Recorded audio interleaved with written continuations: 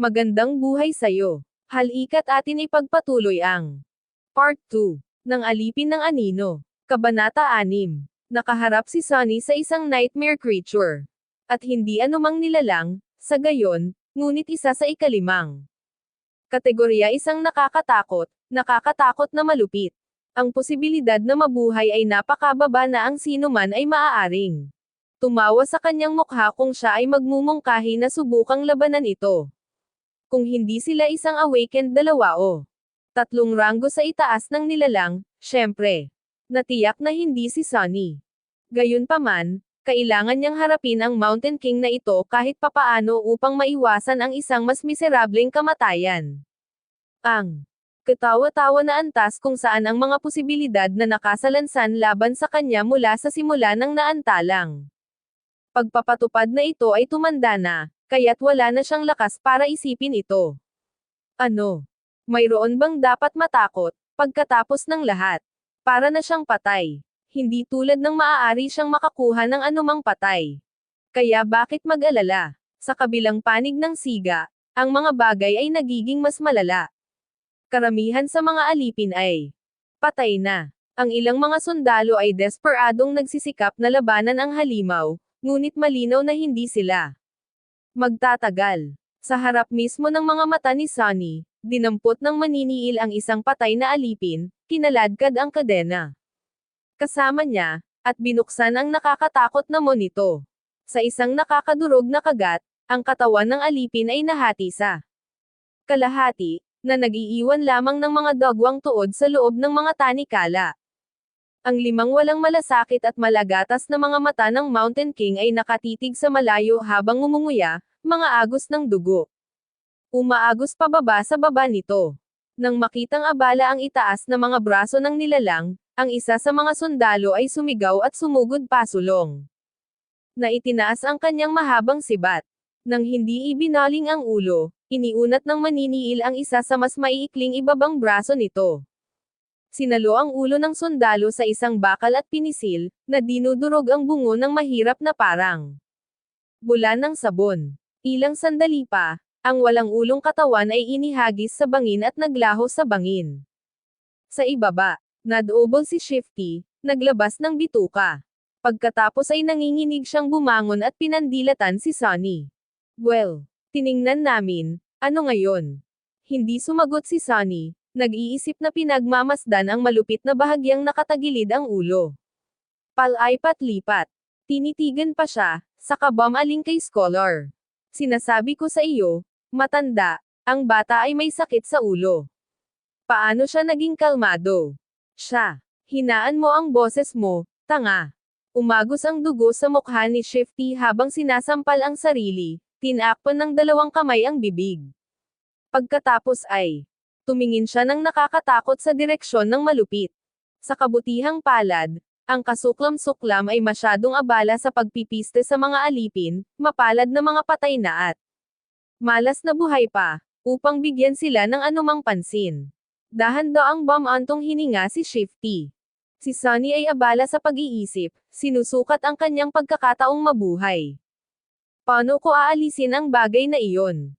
Wala siyang anumang espesyal na kapangyarihan, ni mayroon siyang hukbong handang ilibing ang malupit sa ilalim ng bundok ng mga katawan. Wala man lang siyang armas para makalmot man lang ang dumb bastard. Inilipat ni Sunny ang kanyang tingin at nilingon ang nilalang, sa walang katapusang kadiliman ng walang buwang kalangitan. Habang pinagmamasdan niya ang gabi, isang maliwanag na kidlat ang sumilay sa hangin at bumangga sa isa sa mga bisig ng malupit na bumubulusok sa ulan ng mga kislap. Ang batang sundalo, ang magiting na tagapagpalaya ni Sunny, ay naghagis lamang ng nasusunog na piraso ng kahoy sa halimaw at ngayon ay mapanghamong itinaas ang kanyang espada. Harap mo ako, demonyo. Isang abala. Kung ano lang ang kailangan ko. Dahil walang paraan para patayin ni Sunny ang Mountain King gamit ang sarili niyang 2 kamay, nagpasya siyang humingi ng tulong. Hindi kaya ng isang tao ang gawain, kaya sa halip, nagpaplano siyang gumamit ng puwersa ng kalikasan. Dahil hindi ko magawa ang bastard sa aking sarili, gawin natin ang gravity para sa akin. Nasa kalagitnaan siya ng pag-iisip sa mga detalye ng plano ng magbigay ng pagkakataon ang hanggal na katapangan ng batang bayani.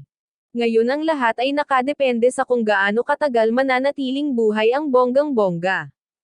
Sumama ka sa akin, sabi ni Sonny habang nagsimulang tumakbo patungo sa dulong bahagi ng stone platform, kung saan ang mabigat na bagon ay mapanganib na nakapatong malapit sa gilid ng bangin. Sina Shifty at Scholar ay nagbahagi ng isang kaina-hinalang hitsura, ngunit pagkatapos ay sumunod, marahil ay nalilito ang kanyang kalmado ng may kumpiyansa, o marahil ay banal na inspirasyon. Pagkatapos ng lahat, ito ay isang malawak na kilalang katotohanan na ang mga baliw ay madalas na pinapaboran ng mga Diyos. Sa likuran nila, mabilis na yumuko si Hero sa ilalim ng mga kuko ng malupit, nilaslas ito ng espada. Ang matulis na gilid ay hindi epektibong dumausdan sa maruming balahibo, na hindi nabubuhay kahit isang gasgas sa kidlat ng nilalang. Sa susunod na segundo, ang maniniil ay kumilos ng may nakakatakot na bilis, ibinato ang lahat ng kanyang apat na kamay sa direksyon ng bago, nakakainis na kalaban. Ngunit walang paraan si Sonny para malaman. Buong bilis siyang tumakbo, papalapit ng papalapit sa bagon. Pagdating doon, nagmamadali siyang tumingin sa paligid, tinitingnan kung may larvae na malapit, at lumipat sa mga gulong sa likuran nito. Ang bagon ay naiwan sa itaas na dulo ng entablado na bato, kung saan ito ay lumiit at bumalik sa kalsada. Napatigilid ito para harangin ang hangin, ang harapan nito ay nakaharap sa pader ng bundok at ang likod nito ay nakaharap sa bangin. Mayroong dalawang malalaking kahoy na wedges na inilagay sa ilalim ng mga gulong sa likuran upang maiwasan ang pag-urong pabalik ng bagon. Lumingon si Sonny sa mga kasama at tinuro ang wedges. Kapag sinabi ko sa iyo, tanggalin mo silang dalawa. Pagkatapos ay itulak. Intindihin. Ano? Bakit? Sinaman siya ng tingin ni Shifty na may pagtataka sa mukha. Tiningnan lang ng scholar ang mga wedges. At pagkatapos ay sa malupit. Si Hero, himalang buhay pa. Siya ay naghahabi sa pagitan ng mga paa ng nilalang, palaging kalahating segundo lamang ang layo mula sa ganap na maalis. Paminsan-minsan, ang kanyang espada ay kumikislap sa hangin, ngunit walang epekto. Ang balahibo ng Mountain King ay masyadong makapal, at ang kanyang balat ay masyadong matigas para saktan ng mga makamundong armas. May bakas ng pangamba sa mukha ng batang mandirigma. Ang lahat ng iba pang mga sundalo, sa abot ng nakikita ni Sonny, ay patay na.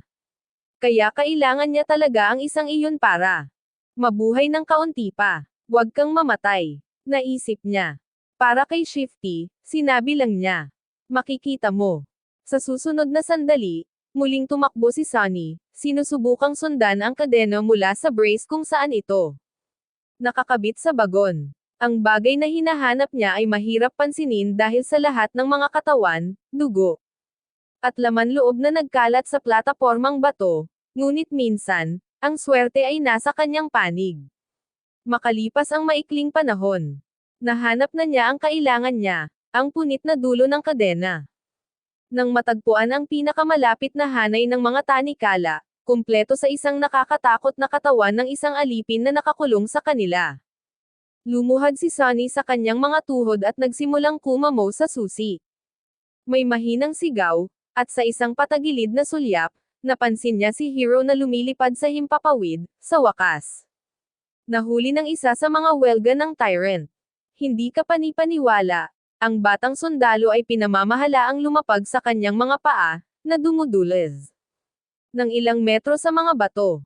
Ang lahat ng kanyang mga paa ay nasa lugar pa rin, wala ring malalang sugat sa kanyang katawan. Nang hindi lumalaktaw ng kaunti, gamulong si Hero pasulong, pinulot ang kanyang espada mula sa kung saan ito nahulog sa lupa, at pagkatapos ay gamulong muli, sa pagkakataong ito patagilid, na bahagyang umiiwas sa mabigat na pagtapak sa paa ng nilalang. Gumugulong. Sino ang umiikot sa ganitong sitwasyon? Nang hindi na nasayang ang oras, sa wakas ay nabuksan ni Sonny ang mga tanikala. Inalog-alog ang patay.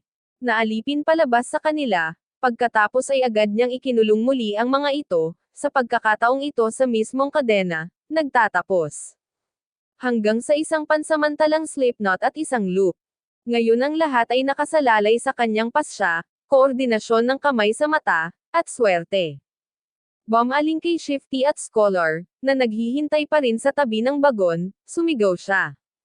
Ngayon na. Pagkatapos, pinulot ang isang malaking kadena, tumayo si Sunny at hinarap ang malupit. Iniwasan siya ni Hero ng kalahating sulyap. Saglit na tumitig ang kanyang mga mata sa kadena at saka mabilis na sinundan ito. Sa kariton. Pagkatapos, nang hindi nagpapakita ng kahit anong emosyon, dinobol ng batang mandirigma ang kanyang pagsisikap, na inilalayo. Ang atensyon ng nilalang kay Sunny. Iso matalino din siya. Anong scam? Inalis sa kanyang ulo ang lahat ng hindi kinakailangang pag-iisip, si Sunny ay tumutok sa bigat ng kadena na nasa kanya. Mga kamay, ang distansya sa pagitan niya at ng malupit, at ang kanyang target. Parang bumagal ng kaunti ang oras. Pakiusap, huwag palampasin. Inipon ang lahat ng kanyang lakas, umikot si Sunny at inihagis ang kadena sa hangin, na parang isang mangingisda na naghahadges. Ng kanyang lambat, bumukas ang loop habang lumilipad ito, sumasara sa posisyon ng labanan sa pagitan ng Hero at ng Tyrant. Ang plano ni Sunny ay ilagay ang loop sa lupa na malapit sa kanila na, kapag ang isa sa mga paa ng Tyrant ay mapunta sa bitag, maaari niyang hilahin ang kadena at higpitin ito sa bukong-bukong ng halimaw. Ngunit ang kanyang plano, nabigo ng husto. Ibig sabihin, ito ay literal na isang panoorin. Sa huling sandali, biglang napaatras si Mountain King, at sa halip na bumagsak sa lupa. Perpektong dama po ang chain loop sa leeg nito. Pagkaraan ng isang segundo, humigpit ito, na kumikilos bilang isang bakal na silong. Natigilan si Sunny saglit, hindi makapaniwala sa kanyang mga mata. At pagkatapos ay kinuyam ang kanyang mga kamao, pinipigilan ang kanyang sarili. Mula sa matagumpay na pag-alog nito sa hangin. Oo, sigaw niya sa loob-loob. Makalipas ang ilang sandali, ang bagon ay gamulong sa bangin, nahihilahin ang malupit na kasama nito. Lumingon sa likod si Sunny para makasigurado, at agad na naging mas mapatla kaysa dati. Nagawa ni Shifty at Scholar na tanggalin ang mga wedge sa ilalim ng mga gulong ng bagon at sila na ngayon. Desperadong itinulak ito sa gilid ng kalsada. Gayunpaman, ang bagon ay dahan-daang gamulong, napakabagal. Mas mabagal kaysa sa inaasahan ni Sunny. Lumingon siya sa malupit, nagpapanik. Ang nilalang, na nagulat sa biglang bigat na dumidiin sa leeg nito, ay itinataas na ang kanyang mga kamay upang mapunit ang kadena. Nanlaki ang mata ni Sunny. Sa susunod na segundo, bumangga si Hero sa isa sa mga binti ng Tyrant, nawalan ito ng balanse, at binili ang mga ito ng ilang oras. Tumatakbo na si Sunny papunta sa bagon, malakas na nagmumura sa kanyang isipan. Nang maabot ito, ibinagsak niya ang sarili sa mamasa-masa na kahoy sa tabi ni Shifty at Scholar, itinulak ang buong lakas na natitira sa kanyang medyo maliit, ngunit labis na binugbog at pagod na katawan. Roll. Roll. Ikaw creaky piraso ng tae. Bumilis ng kaunti ang bagon, ngunit medyo mabagal pa rin sa pag-abot sa gilid ng bangin. Kasabay nito, sa wakas ay nakuha ng maniniil ang kadena na nakatali sa leeg nito, handang palayain ang sarili. Ngayon kung sila ay nabuhay o hindi ay isang katanungan lamang kung aling bagay ang unang mangyayari. Kabanata 7. Roll. Ikaw ay lumali na piraso ng tae. Idiniin ni Sunny ang sarili sa bagon, itinulak ang lahat ng mayroon siya. Apat na makapangyarihang baka na dating humihila. Dito ay patay na, at sa halip na sila, tatlong pagod na alipin ang nagsisikap na gawin ang trabaho. Kahit na ang dalasdis ng kalsada ay nakakatulong sa kanila, ang takbo ng bagon ay napakabagal.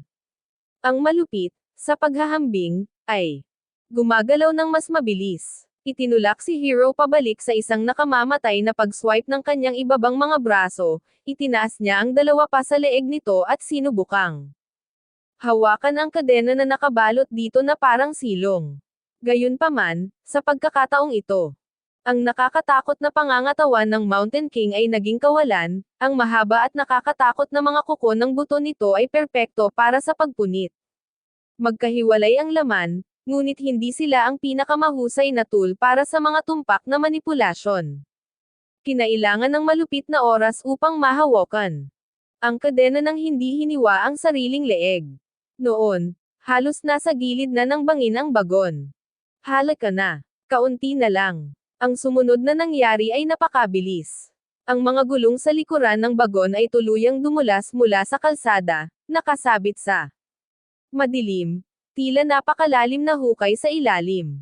Lumingon ang nilalang, walang ekspresyon na nakatitig sa tatlong alipin na may 5 gatas at patay na mga mata.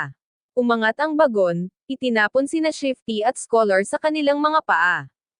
At pagkatapos ay nagyelo, walang katiyakan na balanse sa gitnang akses nito. Si Sunny na lang ang natitirang nakatayo. Sinulyapan niya ng huling sulyap ang matayog na halimaw, at pagkatapos ay ibinagsak ang kanyang balikat sa harap ng bagon, inilagay ang lahat ng kanyang bigat sa likod nito. Sa wakas ay nawalan ng balanse ang bagon at gamulong sa gilid, nakabibingi ang ilalim nito sa mga talas-talas na bato. Bumagsak si Sunny at lumuhad sa kanyang mga tuhod, makitid na iniligtas ang kanyang sarili mula sa pagbagsak nito sa bangin. Ibinaling ang kanyang ulo sa punong malupit, binigyan niya ito ng masamang ngiti. Gumawa ng hakbang si Mountain King para suntukin ang kulot na alipin, ngunit huli na ang lahat. Ilang sandali pa. Humigpit ang kadena sa kanyang leeg, at napaatras siya ng napakalakas, lumipad sa gilid ng bangin na parang manikang basahan. Ang nilalang ay tahimik na nahulog sa kadiliman, na tila ayaw maniwala na ito ay natalo ng isang maliit na tao. Pumunta ka at mamatay, bastard. Napaisip si Sunny. Pagkatapos ay huminga siya ng isang malalim, gulanit na hininga at bumagsak sa lupa, pagod na pagod. Ito na ba iyon? Nakapasa ba ako sa pagsubok? Napahinga siya sa malamig na mga bato, nakatitig sa kalangitan sa gabi, at hinintay ang mahinang pamilyar, ngunit mailap na boses na ipahayag ang kanyang tagumpay.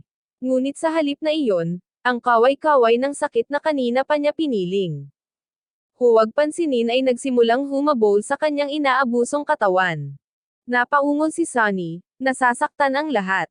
Ang balat sa kanyang likod, nilaslas ng latigo ng isang alipin at tinusok ng ang mga buto ng isang bagong panganak na larva, lalo na, ay nasa matinding paghihirap. Nagsisimula na rin siyang manginig, muling. Nilamon ng nakakatakot na lamig. Parang hindi. Mabagal at maputik ang kanyang pag-iisip. Ano pa ba ang dapat kong gawin? Isang maitim na figure ang lumitaw sa itaas niya. Si Hero iyon, mukhang kalmado at kasing gwapo. May mga dumi at mga gasgas sa kanyang baluti, ngunit kung hindi, mukhang maayos ang batang sundalo. Iniabot niya ang isang braso kay Sunny. Tayo, mamamatay ka sa freeze. Napabuntong hininga si Sunny, tinanggap na hindi pa tapos ang kanyang first nightmare. Pagkatapos ay itinikom niya ang kanyang mga ngipin at dahan-daang bumangon, hindi pinansin ang pagtulong ni Hero. Sa paligid nila, may tanawin ng lubos na patayan. Maliban sa 3 alipin at bayani. Patay ang bawat miyembro ng caravan. Ang kanilang mga katawan ay nagkalat sa lupa, kakilakilabot na napilayan o napunit sa mga piraso. Dito at doon, makikita ang nakakadiri na bangkay ng larva. Masayang sumasayaw ang mga anino ng siga. Sa ibabaw ng batong plataporma, na tila hindi nababagabag sa masamang tanawing ito. Masyadong pagod si Sunny para pakialaman. Si Shifty at Scholar ay nakabangon na, nakatingin kay Hero na may pagod na pangamba. May kadena man o wala. Alipin pa rin sila, at slave driver pa rin siya. Nang mapansin ang tensyonado nilang mga titig, bumantong hininga ang sundalo. Tuldok, lumapit kayo sa apoy, kayong lahat. Kailangan nating magpainit at pag-usapan kung ano ang susunod na gagawin. Hindi na hinintay ang kanilang tugon, tumalikod si Hero at naglakad palayo. Matapos mag-alinlangan ng ilang sandali, sumunod ang mga alipin. Maya-maya pa, Nakaupo silang apat sa paligid ng bonfire, na nagbabad sa kaaya-ayang init. Si Shifty at Scholar ay malapit sa isa't isa, na nagpapanatili ng isang ligtas na distansya mula sa hero. Naupo si Sunny nang hiwalay sa lahat, hindi dahil may partikular siyang dahilan para hindi magtiwala sa isa ng higit pa kaysa sa iba, ngunit dahil lang sa hindi niya gusto ang mga tao sa pangkalahatan. Lumalaki, si Sunny ay palaging isang hindi angkop. Hindi naman sa hindi niya sinubukang maging malapit sa isang tao. Kaya lang parang kulang siya sa kakayahan. Parang may invisible wall sa pagitan niya at ng ibang tao. Kung kailangan niyang sabihin ito sa mga salita, sasabihin ni Sunny na siya ay ipinanganak na walang maliit, ngunit mahalagang. Gamit sa kanyang utak na tila taglay ng lahat. Bilang resulta, madalas siyang nalilito sa pag-uugali ng tao, at ang kanyang mga pagtatangka na tularan ito. Gaano man kasipag, ay hindi maiiwasang matamba. Dahil sa kakaibang ito, hindi komportable ang iba. Sa madaling salita, medyo iba siya, at kung may isang bagay na kinasusuklaman ng mga tao, iba iyon sa kanila. Sa paglipas ng panahon, natutunan na lamang ni Sunny na iwasang maging masyadong malapit sa sinuman at komportableng nakipag-ayos sa kanya.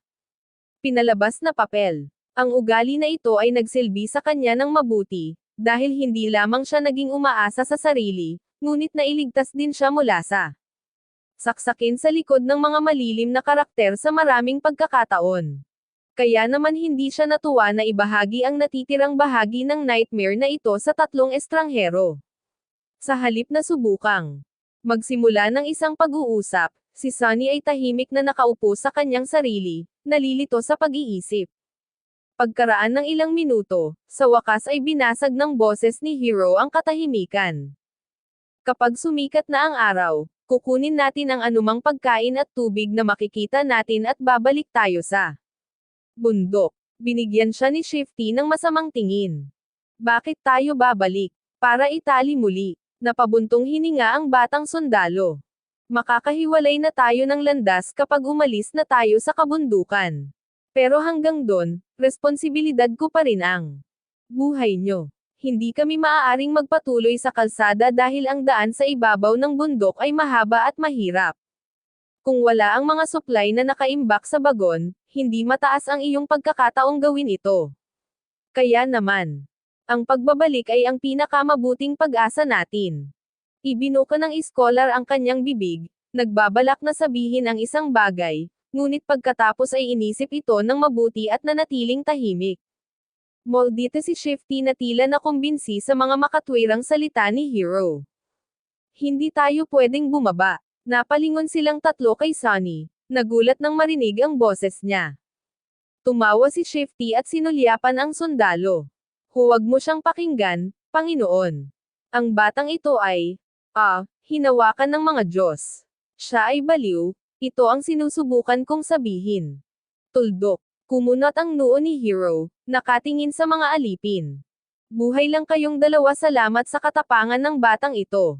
Hindi ka ba nahihiya na badmouth siya kaya? Nagkibit balikat si Shifty, na nagpapakitang hindi siya nahihiya. Umiling ang batang sundalo. Gusto kong marinig ang kanyang pangangatwiran. Sabihin mo sa akin, bakit hindi tayo makababa?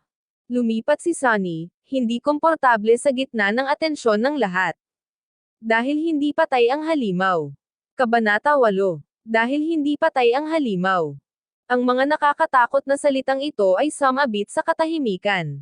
Tatlong pares ng mga mata ang nanlaki, diretsyong nakatingin kay Sunny. Bakit mo nasabi iyan? Pagkatapos mag-isip tungkol dito, dumating si Sunny sa conclusion na ang malupit ay, sa katunayan, buhay pa.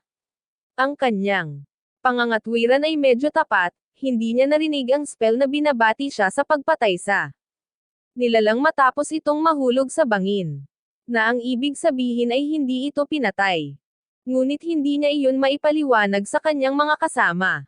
Tinuro niya. Ang halimaw ay tumalon mula sa isang hindi kapani-paniwalang taas upang mapunta sa platform na ito. Ngunit hindi ito nasaktan sa lahat. Bakit? Ito papatayin sa pamamagitan ng pagbagsak sa plataporma. ni Hero o ng mga alipin ay hindi nakahanap ng kapintasan sa kanyang argumento. Nagpatuloy si Sunny. Ibig sabihin ay buhay pa ito, sa isang lugar sa ibaba ng bundok. Kaya sa pamamagitan ng pagbabalik, ihahatid natin ang ating sarili sa pusod nito. Malakas na nagmura si Shifty at gumapang papalapit sa siga, nakatingin sa dilim na may takot sa kanyang mga mata. Pinunasan ng iskolar ang kanyang mga templo, bumubulong. Siyempre, bakit hindi ko namalayan ang sarili ko? Si Hero ang pinakastoic sa tatlo. Matapos mag-isip, tumango siya. Pagkatapos ay umakyat tayo at tumawid sa bundok. Ngunit hindi lang iyon. Napatingin siya sa direksyon kung saan nahulog ang malupit. Kung buhay pa ang halimaw, malaki ang posibilidad na bumalik ito rito, at pagkatapos ay ituloy tayo. Nangangahulugan na ang oras ay ang kakanyahan.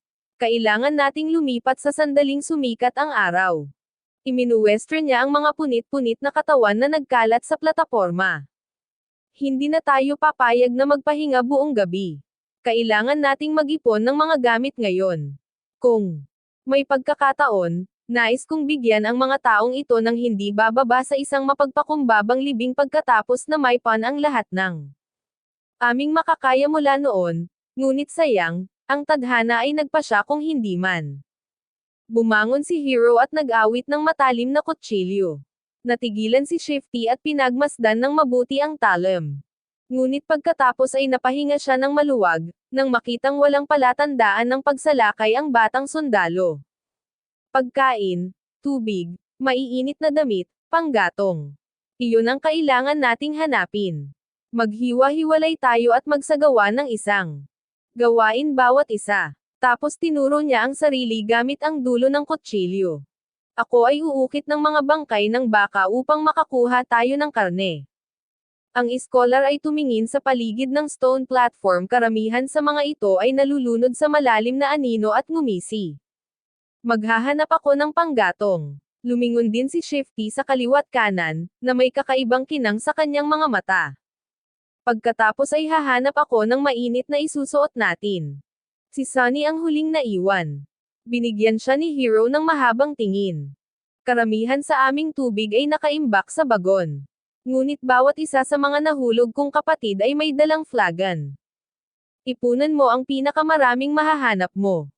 Maya-maya, sapat na malayo mula sa siga upang maitago sa mga anino, si Sunny ay naghahanap ng mga patay na sundalo na may kalahating dosenang mga flagon na nagpapabigat sa kanya.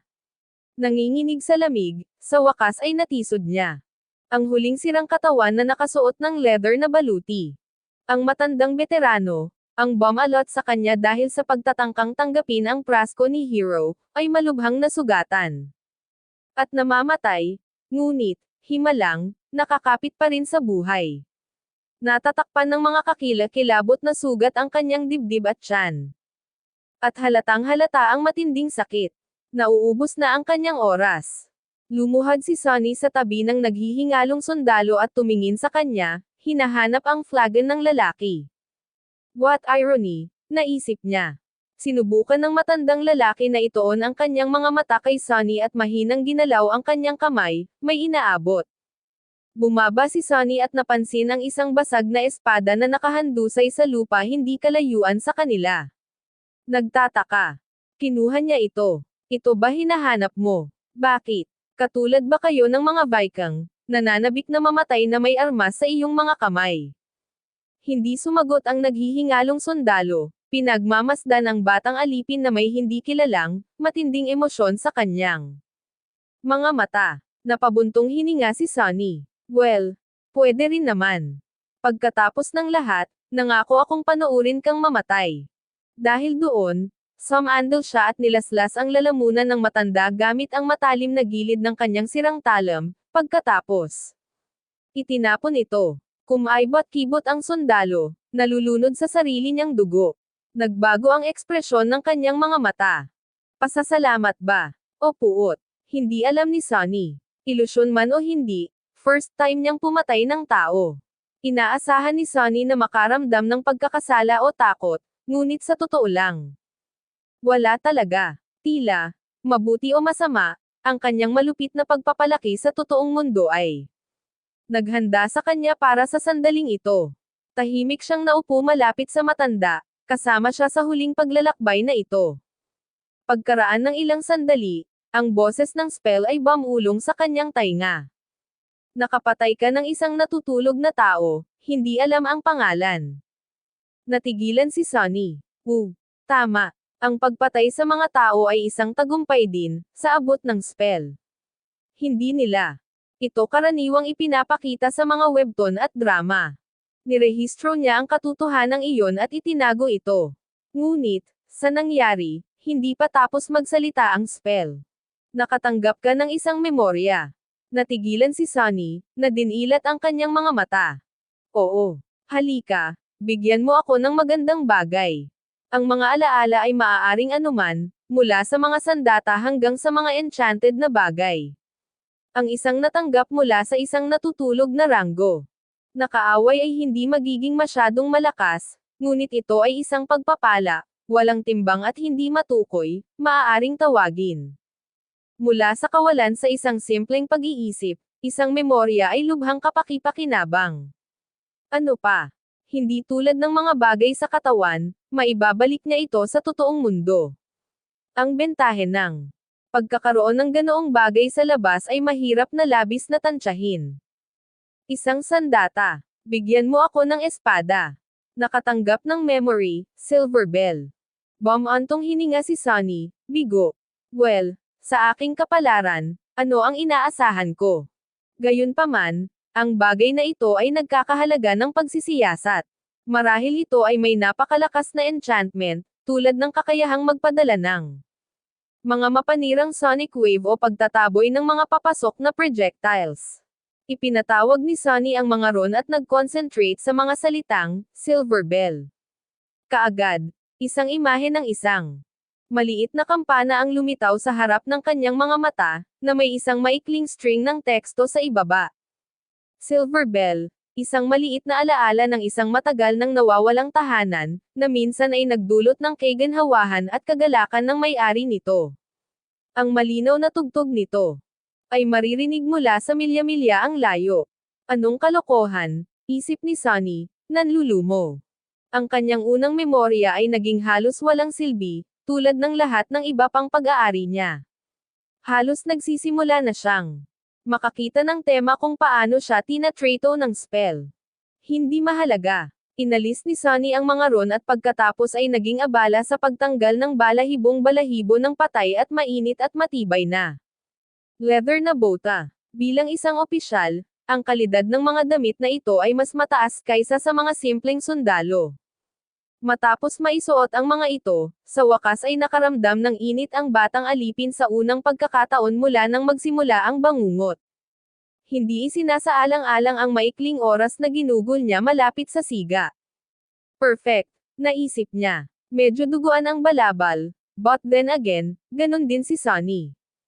Lumingga-lingga siya sa paligid, madaling tumagos sa tabing ng kadiliman gamit ang kanyang mapupungay na mga mata. Hero at Scholar ay nasa kalagitnaan pa ng kanilang mga gawain. Naghahanap sana si Shifty ng mga damit pang taglamig, ngunit sa halip ay sakam na hinuhugot ang mga singsing sa mga daliri ng mga patay na lalaki. Nang hindi nila nakita, nag-alinlangan si Sunny, isinasaalang-alang kong talagang pinag-isipan niyang mabuti ang mga bagay-bagay. Ang kanyang mga kasama ay hindi mapagkakatiwalaan. Masyadong walang katiyakan ang hinaharap. Kahit na ang mga kinakailangan sa pagpasa sa bangungot ay nanatiling isang misteryo. Anumang desisyon na maaari niyang gawin ay isang sugal, sa pinakamahusay. Gayunpaman, kailangan niyang gumawa ng ilan kung gusto niyang mabuhay. Hindi na nag-aksaya ng oras sa pag-iisip, kinuha ni Sunny ang mga flagon at bumantong hininga. Ginugol nila ang natitirang bahagi ng gabi na nakaupo ng nakatalikod sa bonfire, nakatatakot na nakatingin sa gabi. Sa kabila ng pagod, walang makatulog. Masyadong nakakatakot ang posibilidad na bumalik ang tyrant para tapusin ang apat na nakaligtas. Si Hero lang ang tila maayos, mahinahong hinahasa ang kanyang espada sa maliwanag na liwanag ng nagsasayaw na apoy. Nakakaaliw kahit papaano ang tunog ng pag-scrape ng whetstone sa talam. Sa pagsikat ng bukang liwayway, nang ang araw ay tamad na nagsimulang magpainit sa hangin, sila ay nagkarga sa kanilang sarili. Lahat ng mga panastos na nakuha nila at lumabas sa lamig. Lumingon sa likod si Sonny, nakita niya sa huling pagkakataon ang batong plataporma. Nalampasan niya ang lugar kung saan dapat mapahamak ang caravan ng alipin. Ano ang susunod na mangyayari? Walang makapagsasabi. Kabanata 9. Nagkaroon ng problema. Binabalak nilang sundan ang daan paakyat sa mountain pass at pagkatapos ay lampasan ito, na malayo. Sa pinangyarihan ng massacre hanggat maaari bago sumapit ang gabi. Gayunpaman, wala na ang daan. Sa ilang mga punto sa mga huling buwan, o marahil kahapon lang, isang kakilakilabot na pagbagsak ng bato ang naganap. Na nagwasak sa buong mga bahagi ng makipot na daanan at ginagawang hindi madaanan ang iba pang mga bahagi nito. Nakatayo si Sonny sa bangin ng isang malawak na bangin, nakatingin sa ibaba na walang partikular na ekspresyon sa kanyang mukha. Anong gagawin natin ngayon? Ang tinig ng iskolar ay napigilan ng kwelyo ng kanyang nakascavenged fur cloak. Galit na tumingin ang kanyang tagasunod na si Shifty. Sa paligid, huminto ang kanyang tingin kay Sonny, isang angkop na biktima para ilabas ang kanyang pagkadismaya. Sasabihin ko sa iyo kung ano ang kailangan nating gawin. Magtanggal ka ng deadweight. Tiningnan niya ang magagandang boto ni Sonny at bumaling kay Hero. Makinig ka, Panginoon. Masyadong mahina ang bata. Pinapabagal niya tayo. Isa pa, kakaiba siya. Hindi ka ba niya binibigyan ng kilabot? Nakasimangot na sagot ng batang sundalo, ngunit hindi pa tapos si Shifty. Tingnan mo. Tignan mo ang titig niya sa akin. I swear to gods, simula nang sumali siya sa caravan, walang naging tama. Marahil ay tama ang matanda, ang bata ay isinumpa ng Diyos ng anino. Pinilit ni Sonny na hindi umikot ang kanyang mga mata. Ito ay totoo na siya ay malas, gayunpaman, ang buong katotohanan ay kabaligtaran ng gustong ipahiwatig ni Shifty. Ito ay hindi na siya ay nakaakit ng kasawian sa alipin. Caravan, sa kabaligtaran, ito ay dahil ang caravan ay tiyak na mapapahamak sa simula na siya ay napunta. Dito, pinilit ng iskolar ang kanyang lalamunan. Ngunit hindi ko pa sinabi iyon. Kahit ano, hindi ba dapat paalisan natin siya kung sakali? Hindi na siya makakapagtagal pa. Binigyan ni Scholar ng kakaibang tingin si Sonny. Marahil ay nagiging paranoid na si Sonny, ngunit tila may kaunting pagkalkula ng lamig sa mga mata ng matandang alipin. Sa wakas, umiling si Scholar. Huwag kang masyadong magmadali, kaibigan. Baka maging kapaki-pakinabang ang bata mamaya. Pero, sa wakas ay nagsalita si Hero, na tinapos ang kanilang away. Hindi namin iiwan ang sinuman. Kung gaano pa siya katagal magtitiis, mag-alala ka lang sa sarili mo. Nagtakip ng ngipin si Shifty, ngunit pagkatapos ay nagwagayway lang ng kamay. Sige, so anong gagawin natin? Ang apat sa kanila ay tumingin sa sirang kalsada, pagkatapos ay pababa sa dalisdis ng bundok, at sa wakas ay pataas, kung saan ang isang manipis na pader ng bangin ay nabasag ng mga bumabagsak na bato. Pagkatapos ng kaunting katahimikan, sa wakas ay nagsalita si Scholar. Sa totoo lang, noong unang panahon, may daanan na patungo sa tuktok ng bundok. Minsan ito ay ginagamit ng mga peregrino. Nang maglaon, pinalawak ng imperyo ang mga bahagi ng landas at nagtayo ng maayos na kalsada. Tuktok nito na ngayon ay humahantong sa daanan ng bundok sa halip na sa tuktok, syempre. Tumangala siya. Ang mga labi ng orihinal na landas ay dapat na nasa itaas pa rin natin. Kung maabot natin ito, dapat nating mahanap ang ating daan pabalik sa hindi nasirang bahagi ng kalsada. Sinundan ng lahat ang kanyang tingin, na hindi komportable sa pag-asam ng pag-akyat sa mapanlinlang na dalisdis. Maliban kay Hero, syempre, nananatiling kalmado bilang isang santo. Dahil sa rockfall, ang slope ay hindi na halos patayong pader, ngunit gayunpaman, ang sandal ay medyo matalim. Si Shifty ang unang nagsalita. Umakyat ka na. Baliw ka ba? Walang magawa ang iskolar na nagkibit-balikat. Mayroon ka bang mas magandang ideya? Walang ginawa. Pagkatapos ng kaunting paghahanda, nagsimula na silang umakyat. Si Shifty at Scholar ay nagmatigas na dinalaang mga armas na kinuha nila mula sa mga bangkay ng patay na sundalo, ngunit si Sunny, na may ilang panghihinayang, ay nagpasya na iwanan ang kanyang bagong natagpuang maikling espada. Alam niya na ang pag-akyat na ito ay susubok sa limitasyon ng kanilang pagtitiis. Maaaring hindi ganoon kabigat ang espada ngayon, ngunit ang bawat dagdag na gramo ng timbang ay tiyak na magiging 1 tonelada sa lalong madaling panahon. Bilang ang pinakamahinang miyembro ng grupo, nahihirapan na siyang makipagsabayan. Kaya't walang masyadong mapagpipilian. Ang pagbubuhos ng ilang kilo ng bakal ang tamang gawin.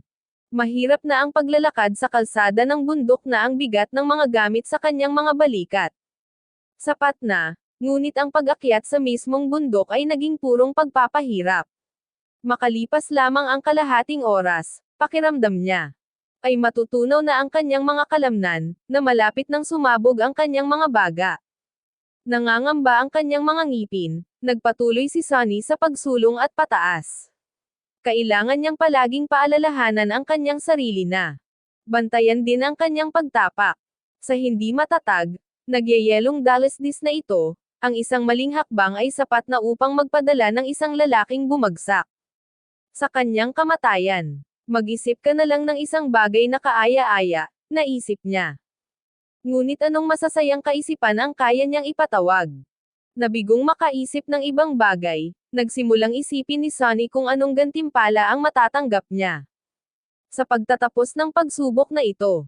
Ang biyaya ng unang bangungot ay ang pinakamahalagang bagay na ibinigay sa isang Jin-Aiseng ng spell. Oo naman, ang mga susunod na pagsubok ay maaaring magbigay sa kanila ng higit pang mga kakayahan at lubos na mapabuti ang kanilang kapangyarihan. Ngunit ito, ang unang nagtukoy kung anong papel ang maaaring gampanan ng isang awakened, kung gaano kalaki ang kanilang potensyal.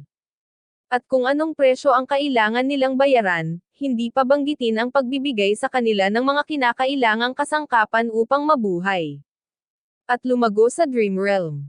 Ang pangunahing benepisyo ng First Nightmares Boon ay simple, ngunit posibleng ang pinakamahalaga, pagkatapos makumplito ang kanilang pagsubok, ang mga aspirants ay pinagkalooban ng kakayahang makita, at makipag-ugnayan sa Soul Course. Soul Course ang batayan ng ranggo at kapangyarihan ng isang tao. Kung mas malakas ang iyong core, mas lalakas ang iyong lakas. Ganoon din ang nangyari para sa nightmare creatures, na may nakamamatay na kabit na, hindi tulad ng mga tao, maaari silang magkaroon ng maraming core. Ang hamak na hayop ay may isa lang, ngunit ang isang malupit na tulad ng Mountain King ay may 5. Kung nagkataon, ang tanging paraan upang mapabuti ang iyong soul core ay ang ubusin ang soul shards na nascavenged mula sa mga bangkay ng iba pang mga naninirahan sa Dream Realm. Iyon ang dahilan kung bakit ang Awakened ay gumawa ng paraan upang labanan ang malalakas na nightmare creatures sa kabila ng panganib ng kamatayan. Ang pangalawang benepisyo ay hindi gaanong prangka, ngunit gayunpaman ay mahalaga. Matapos makumplito ang unang bangungot, ang mga aspirante ay itinaas sa ranggo ng Dreamers, colloquially kilala bilang Sleepers, at nakakuha ng access sa Dream Realm mismo. Papasok sila dito sa unang Winter Solstice pagkatapos maipasa ang pagsubok at mananatili roon hanggang sa matagpuan ang isang labasan, kaya nagiging ganap na gising. Ang oras na iyon sa pagitan ng pagtatapos ng unang bangungot at pagpasok sa Dream Realm ay napakahalaga, dahil ito ang huling pagkakataon upang sanayin at ihanda ang iyong sarili na matatanggap ng isang tao. Sa kaso ni Sunny, ang oras na iyon ay halos 1 buwan lamang, na kung gaano ito kalala. At pagkatapos ay nagkaroon ng panghuling benepisyo, natatangi sa bawat aspirant na pumasa sa pagsubok, ang unang aspect ability. Ito ang magic power na nagtaas ng awakened sa mga makamundong tao. Ang aspect abilities ay sari-sari, kakaiba, at makapangyarihan.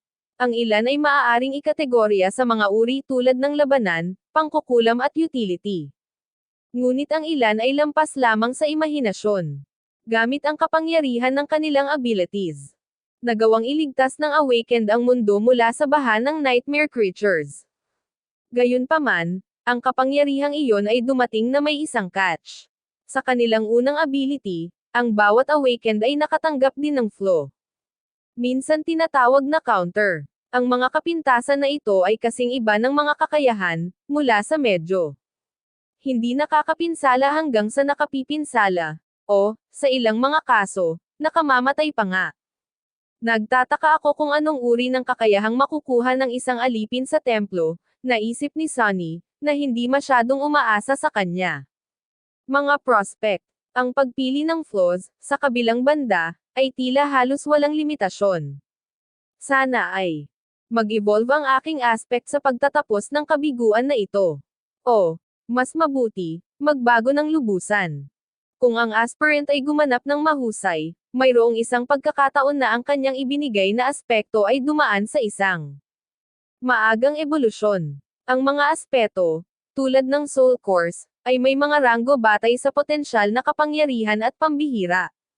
Ang pinakamababang ranggo ay tinawag na Dormant, na sinusundan ng Awakened, Ascended, Transcendent, Supremo, Sacred, at Divine, kahit na walang nakakita sa huli.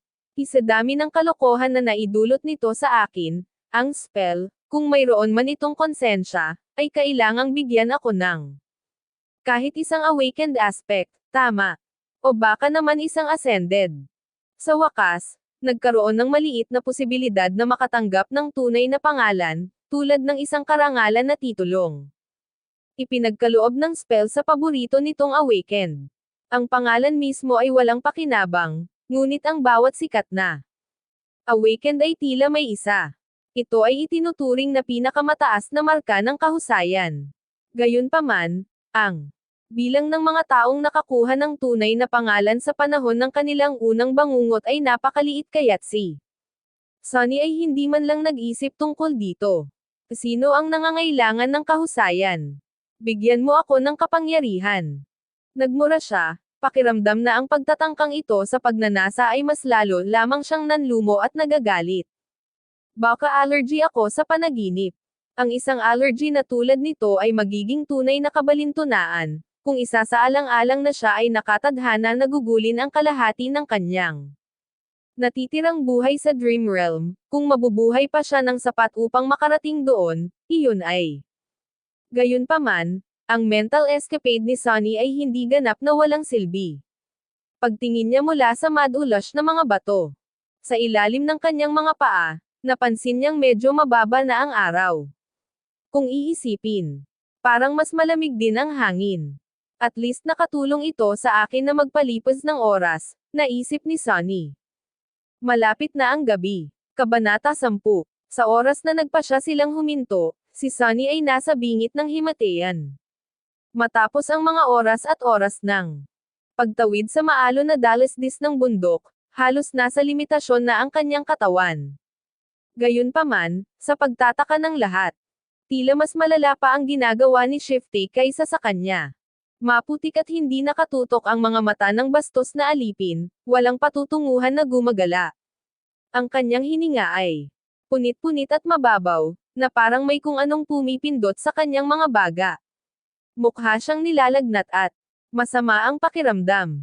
Sa sandaling makahanap si Hero ng angkop na lugar para sa isang kampo, bumagsak na lamang si Shifty sa lupa. Ang pinaka-nakakatakot na bahagi ng lahat ng ito ay ang kawalan ng galit na pagmumura na nakasanayan na nila. Ang nakahiga ang alipin na tahimik at hindi kumikibo, na ang mga galaw lamang ng kanyang dibdib ay nagtataksil na siya ay buhay pa. Makalipas ang ilang sandali, hinubad niya ang kanyang flagon gamit ang nanginginig na kamay at matako na uminom ng ilang malalaking lagok. I-save ang iyong tubig, sabi ni Hero, na may bakas ng pag-aalala sa paanuman ay nakakahanap ng paraan sa kanyang karaniwang matigas na boses. Binaliwala ang mga salitang ito, uminom pa si Shifty, na walang laman ang flagon. Ang scholar ay hindi mas maganda kaysa sa kanya. Ang mahirap na pag-akyat ay nagdulot ng matinding pinsala sa matandang alipin. Sa kabila ng hindi makatiis na lamig, pawisan siya, namumula ang mga mata at malungkot na ekspresyon sa kanyang mukha. Bilang pinakamahina sa kanilang tatlo, kahit papaano ay nakayanan ni Sunny ang pinakamahusay. Hindi ba pwedeng tunawin na lang natin ang snow kapag wala ng tubig? Binigyan ni Hero ng masalimuot na tingin si Scholar. Maaaring dumating ang oras na hindi tayo makakagawa ng apoy, para hindi makaakit ng hindi gustong atensyon. Walang nagkomento, alam na alam kung kaninong atensyon ang dapat nilang iwasan.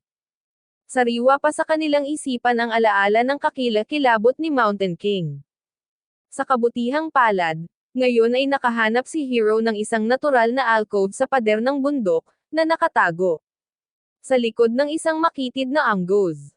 Ang apoy ay mahusay na nakatago sa pamamagitan ng mga bato, na nagpapahintulot sa kanila na tamasahin ang init nito ng walang takot na mapansin. Walang nasa mood na makipag-usap, kaya't nag-ihaw na lamang sila ng mga hiwa ng karne ng baka sa ibabaw ng apoy at kumain ng tahimik. Sa oras na ang kalangitan ay naging ganap na itim, Shifty at Scholar ay natutulog na, nawala sa kilig ng kanilang sariling mga bangungot. Inilabas ni Hero ang kanyang espada at lumipat sa gilid ng batong outcropping. Subukan mo ring magpahinga. Kukunin ko ang unang relo. Tumanggo si Sunny sa kanya at humiga malapit sa apoy, patay na pagod. Ang pagkakatulog sa loob ng isang panaginip ay isang bagong karanasan para sa kanya, ngunit, sa hindi inaasahan, ito ay naging medyo makamundo. Sa sandaling dumampi ang kanyang ulo sa lupa, ang kanyang kamalayan ay dumulas sa kadiliman. Matapos ang pakiramdam na parang isang segundo lang, may marahang yumugyog sa kanya para magising siya. Groggy at disoriented. Kumurap si Sunny ng ilang beses, sa wakas ay napansin niya si Hero na umaaligid sa itaas niya. Hindi masyadong maganda ang hitsura ng dalawang ito, kaya mas magandang bigyan sila ng oras para makarecover. Huwag hayaang mamatay ang apoy. At gisingin kami sa sandaling sumikat na ang araw. O kung lumitaw ang halimaw. Tahimik na bumangon si Sunny at nagpalit ng pwesto kasama si Hero, na nagdagdag ng ilang log sa apoy at di nagtagal ay nakatulog ng mahimbing. Sa loob ng ilang oras, siya ay nag-iisa. Ang kalangitan ay itim, na may madilim na mga bituin at isang matalim na gasuklay ng bagong silang na buwan. Gayunpaman, hindi sapat ang liwanag nito upang tumagos sa dilim na bumabalot sa bundok. Tanging mga mata lang ni Sunny ang tila kayang gawin iyon. Tahimik siyang nakaupo, nakatingin sa direksyon kung saan sila nanggagaling. Sa kabila ng katotohanan na nagawa nilang umakyat ng lubos. Mataas noong nakaraang araw, tanaw pa rin niya ang malayong laso ng kalsada. Natuntun pa niya ito. Pabalik sa batong plataporma kung saan naganap ang pakikipaglaban sa maniniil. Ang maliliit na tuldok na nagkalat sa mga bato ay ang mga bangkay ng mga alipin. Habang pinagmamasdan niya sila, isang maitim na figure ang dahan-daang gumapang sa platform mula sa ilalim ng bangin. Nanatili itong hindi gumagalaw ng ilang sandali at pagkatapos ay sumulong, nakiskisan ang mga kuko nito sa lupa. Sa tuwing tatamaan ng kuko ang isa sa mga katawan, kinukuha at dadalhin ito ng maniniil. Dinala ng hangin sa mga tainga ni Sunny ang mga huni ng namumuong mga buto.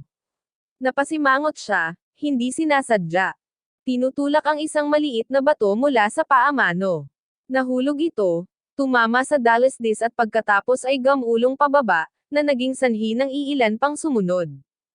Tuldok. Ang ingay ng mga bumabagsak na bato na ito ay parang kulog sa tahimik na gabi. Sa ibaba, biglang lumingon ang Tyrant, diretsyong nakatingin kay Sunny. Natigilan si Sunny, natulala. Natatakot siyang gumawa ng kahit katiting na tunog. Ilang sandali pa ay nakalimutan na niyang huminga. Nakatitig sa kanya ang Tyrant, walang ginagawa. Ilang pahirap na segundo ang lumipas, bawat isa ay parang walang hanggan. Pagkatapos ay mahinahong tumalikod ang malupit at patuloy na nilalamon ang mga patay na alipin, na para bang hindi niya nakita si Sunny. Bulag. Biglang naintindihan ni Sunny. Napasinghap siya, pinapanood ang Mountain King na nanlalaki ang mga mata. Ito ay totoo. Hindi makita ng nilalang. Sa pagbabalik tanaw sa lahat ng nangyari kanina, lalo siyang naging sigurado sa kanyang hula. Yung parang gatas, walang ekspresyon ng mga mata. Kung iisipin, hindi niya nakitang ginagalaw sila ng malupit. At noong itinutulak ni Sunny ang bagon palabas ng bangin, nag-react lang ang maniniil matapos magsimulang bumagsak. Ang bagon, na kumakayod ng malakas sa mga bato. Siyempre, nagkaroon ng saysay ang lahat ngayon. Asterisk sa madaling araw, gin-icing na ni Sunny ang iba.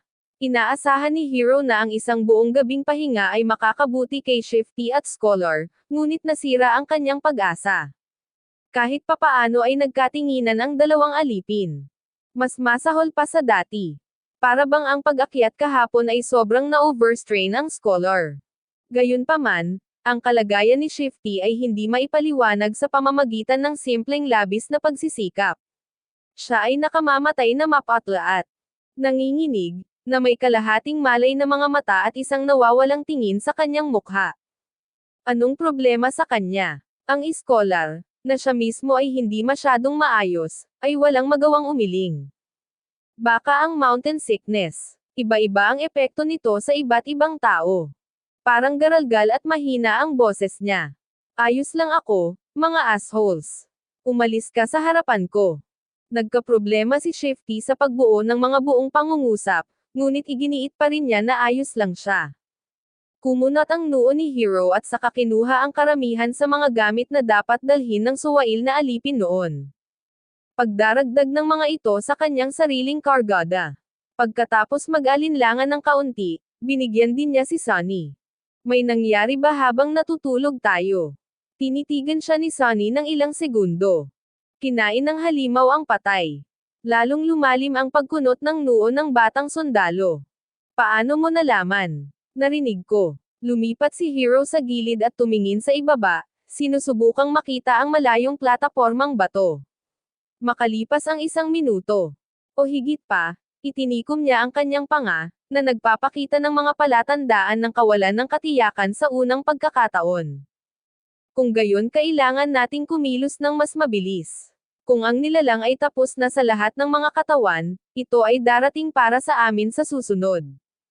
Kailangan nating hanapin ang lumang landas na iyon bago sumapit ang gabi. Takot at nanlumo, muli silang umalis at nagpatuloy sa pag-akyat. Unti-unting namamatay si Sunny sa bigat ng dagdag na kargada.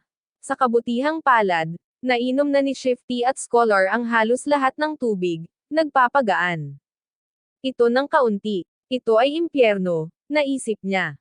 Umakyat sila ng mas mataas, at mas mataas, at mas mataas. Ang araw ay umaakyat sa kanila, dahan-daw ang papalapit sa kaitaasan. Walang nagsasalita, walang tawanan, hirap lang ang paghinga. Ang bawat isa sa apat na nakaligtas ay nakatuon sa kanyang sariling mga hakbang at paa. Gayunpaman, unti-unting nahuhulog si Shifty. Ang lakas niya ay iniwan siya. At pagkatapos, sa isang punto, narinig ni Sunny ang isang desperadong sigaw. Paglingon niya, nakita niya lang si A. Gulat na mukha. Pagkatapos ay napaatras si Shifty, nadulas ang kanyang paa sa isang batong nababalutan ng yelo. Malakas siyang bumagsak sa lupa at gamulong pababa, sinusubukan pa ring humawak sa isang bagay.